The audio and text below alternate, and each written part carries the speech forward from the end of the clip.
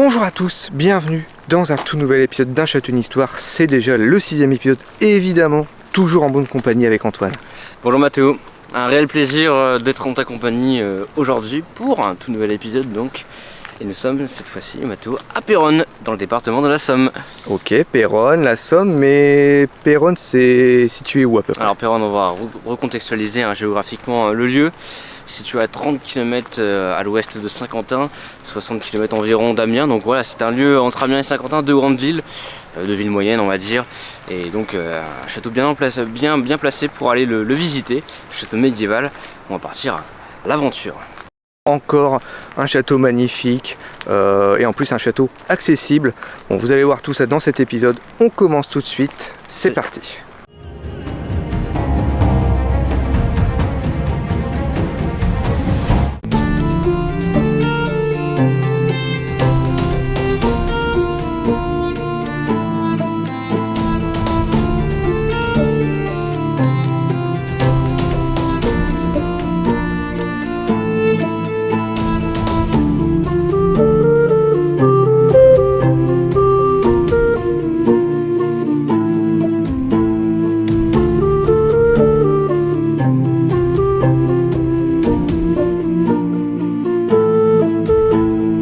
Antoine, à l'époque, au tout début, il y a eu donc un château fort qui fera office de résidence mérovingienne. Antoine. C'est ça, résidence royale. Royale, exactement. À l'époque mérovingienne, donc ce qu'il faut avoir à l'esprit, c'est qu'il y avait un premier château fort qui a été construit. Hein.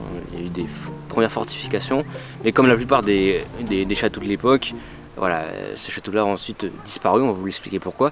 Il va ensuite y en avoir un deuxième, et ce sera l'objet de ce reportage après.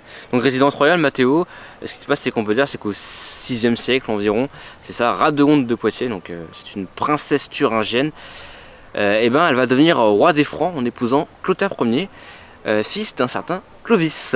L'histoire de France, elle nous ramène toujours à cette merveilleuse histoire. Et d'ailleurs, au 7e siècle, Furcy de Péronne y séjourna et il a été accueilli par Erchinoald, qui est maire du palais de Neustrie. C'est ça, moine irlandais, notre ami Furcy de Péronne. Et Mathéo, il va notamment fonder l'abbaye du Mont Saint-Quentin et il va devenir par la suite le saint patron de Péronne. Encore une bien belle histoire tout ça. C'est un beau clin d'œil à l'histoire. Un beau clin d'œil, effectivement. Ensuite, on avance un petit peu en 884, les Vikings. Donc, pour le rappeler, les Vikings ce sont des explorateurs, des aventuriers, aussi un peu des... On les aimait comme ça parce que c'est la réalité des choses, ils étaient un peu des pirates. Les pirates scandinaves, donc des pays du Nord, de la Norvège, de la Finlande, aujourd'hui ce serait l'équivalent de ces pays-là, et ben vont piller et assiéger finalement cette ville de Péronne et notamment ce beau château, même si à l'époque on ne sait pas exactement, comme on l'a dit en début de reportage, de ce qu'il était de ce château réellement. Et puis donc les premières nouvelles fortifications du château de style philippien qu'on va connaître par la suite vont être bâties donc par les comtes vermandois aux alentours du 9e ou 10e siècle. Alors Mathéo, là on va rejoindre l'entrée principale du château. Juste pour faire court, là on va situer un petit peu l'environnement, on longe l'étang de Cam. Faut savoir que de tout temps, que ce soit pour les châteaux forts, mais ça l'est encore plus peut-être ici à Péronne, l'eau, ça constituait quand même une défense importante pour le château. Une défense très importante, tout comme les douves, Antoine. Hein. Les douves, c'est pareil. En fait, on a un peu l'impression que, et pour évidemment de nombreux châteaux, que l'eau, c'est un peu une arme, j'ai envie de dire. Ça a toujours constitué un obstacle pour les ennemis. Un obstacle, surtout un obstacle. Un obstacle, on remarquera tout à l'heure, on verra le pont-levis tout à l'heure. C'est vrai que ça a toujours été quelque chose d'obstruant pour les ennemis, compliqué à cerner. C'est vrai que là, regardez dans l'environnement, on a un magnifique étang. L'étang de Cam, c'est une merveille. Hein, franchement. On a fait le tour tout à l'heure et c'est vrai qu'il propose quand même un environnement très pratique pour aussi permettre aux touristes de faire le tour, de se déplacer.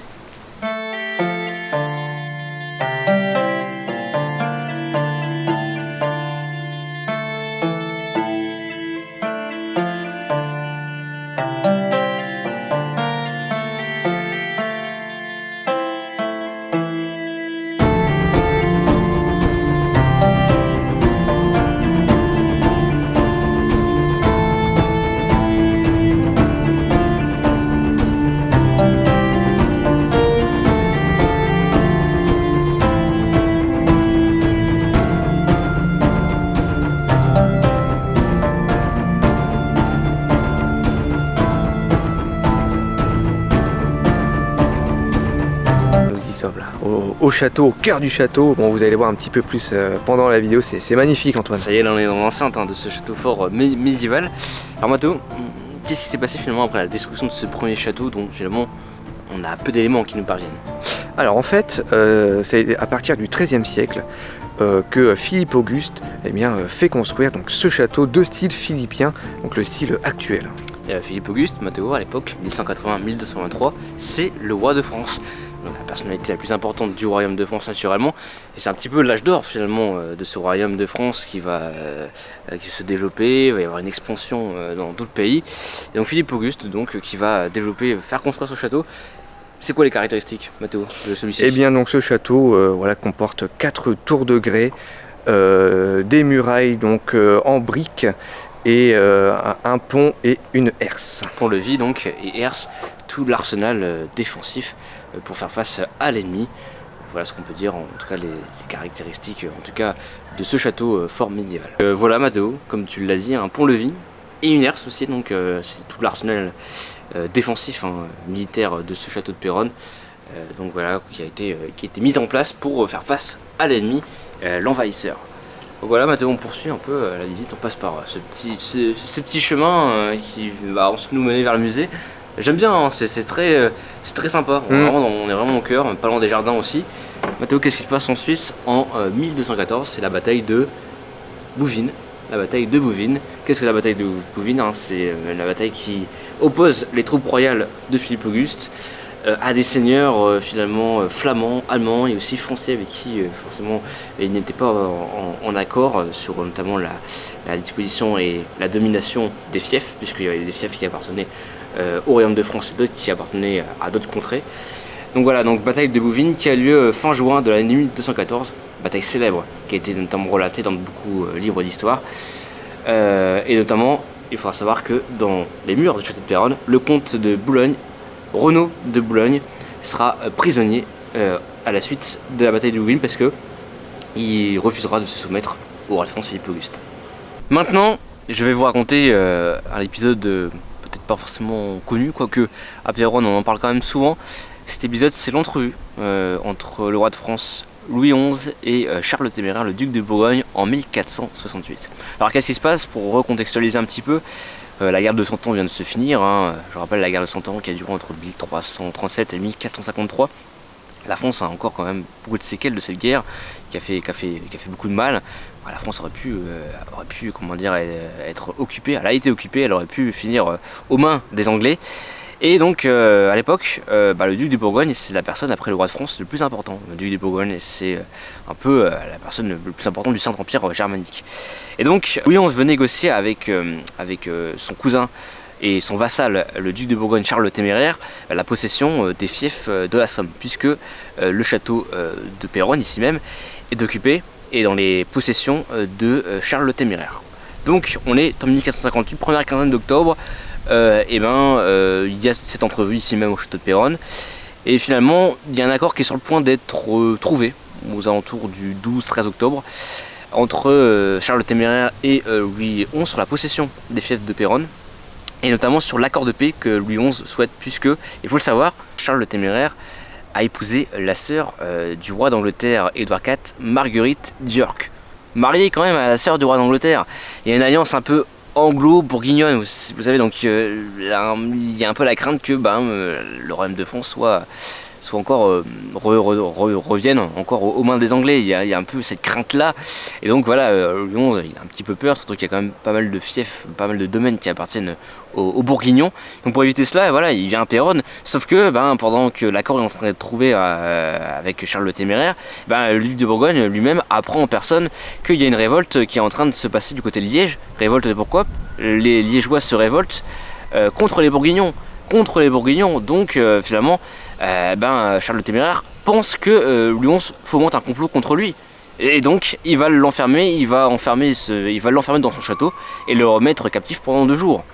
Bon voilà, on avance un petit peu, mais Louis XI il sent qu'il est en danger de mort, il sent qu'il est enfermé, que cette fois son ennemi va le rendre prisonnier à perpétuité et il va le tuer.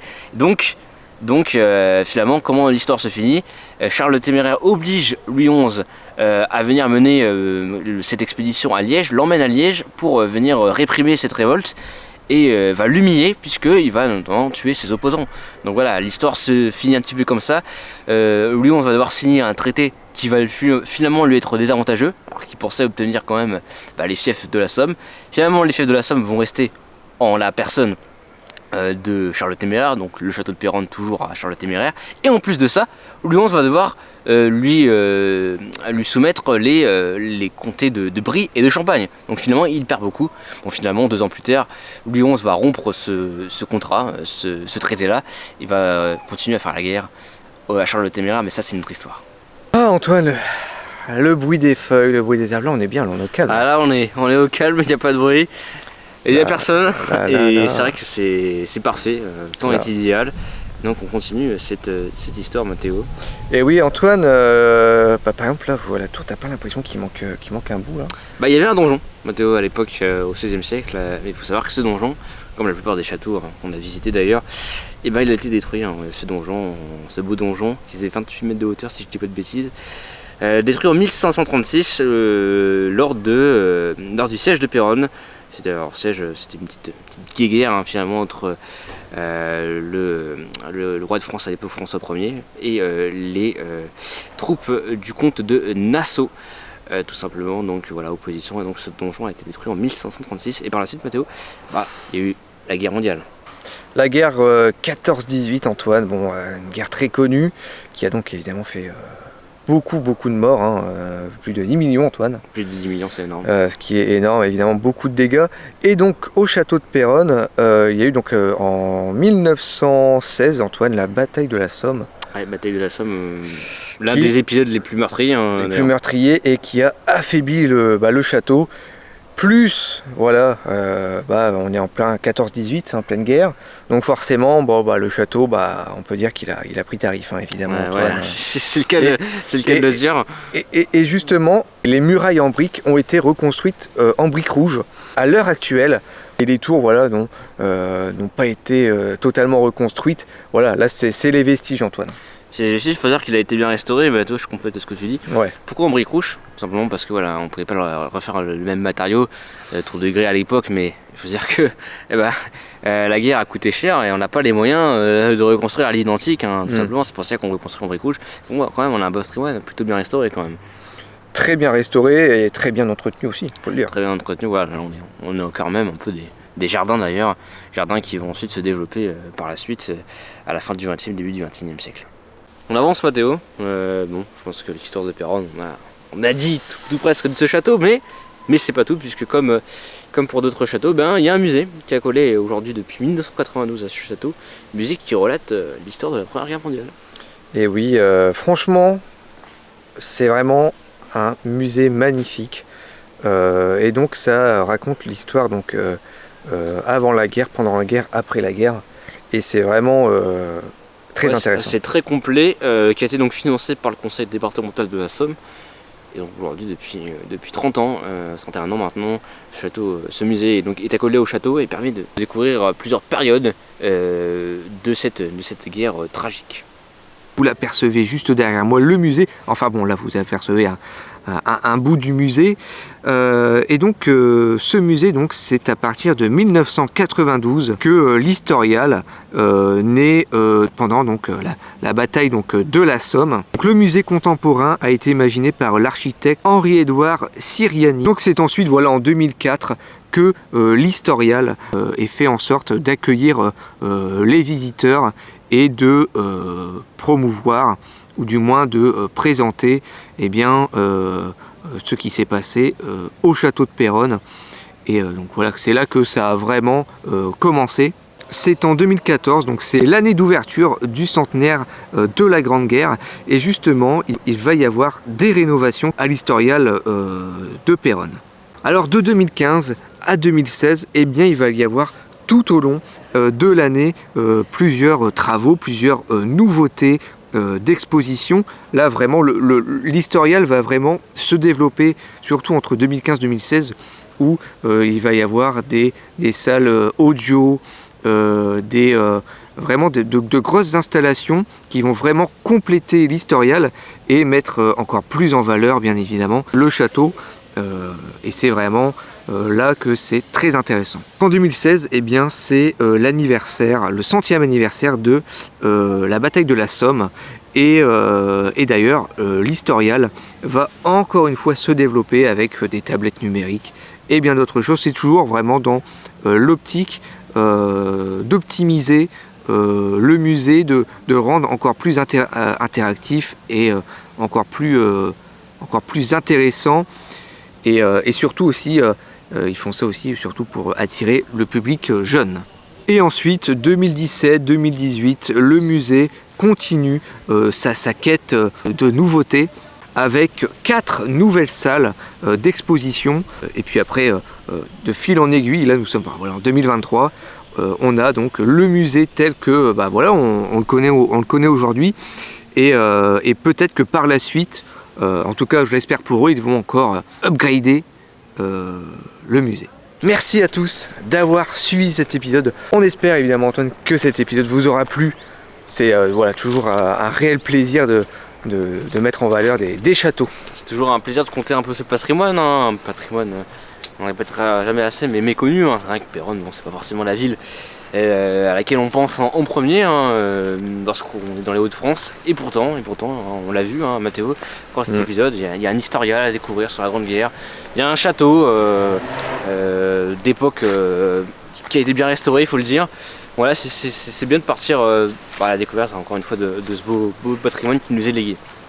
Et on vous invite vivement à aller visiter tout ça, parce que franchement, Antoine, on a fait la visite ce matin, et franchement, c'est quand même pépite. Hein. C'est vrai qu'en préparant cette émission, c'est vrai qu'on s'était dit qu'il fallait absolument faire cette historiale. Moi, je l'avais jamais fait.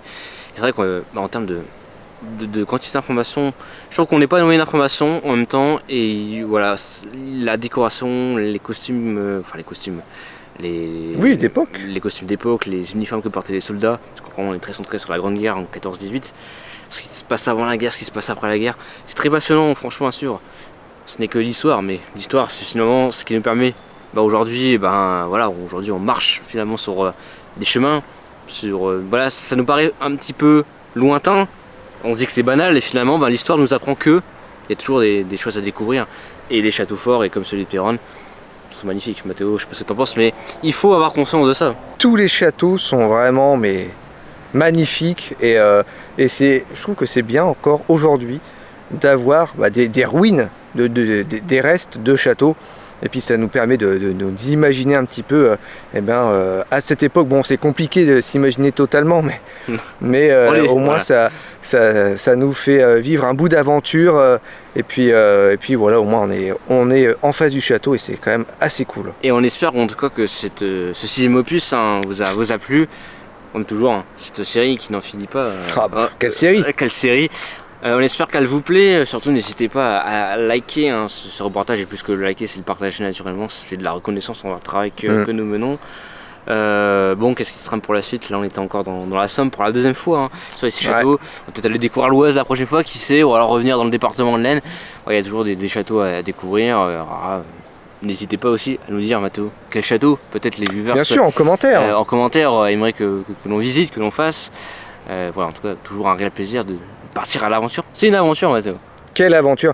Mais c'est les préparations de tournage, quand on part en vadrouille sur les lieux de tournage, c'est quand même une belle aventure. En tout cas, voilà, pour ce 6e épisode. Que de plaisir, Antoine. Que de plaisir, voilà. N'hésitez pas à nous laisser aussi un commentaire, dire ce que vous pensez de ces formats-là. Et puis, on va se quitter sur ces mots-là, Mathéo. Et oui, en tout cas, prenez soin de vous. C'était Antoine et Mathéo. Ciao tout le monde. Ciao, ciao.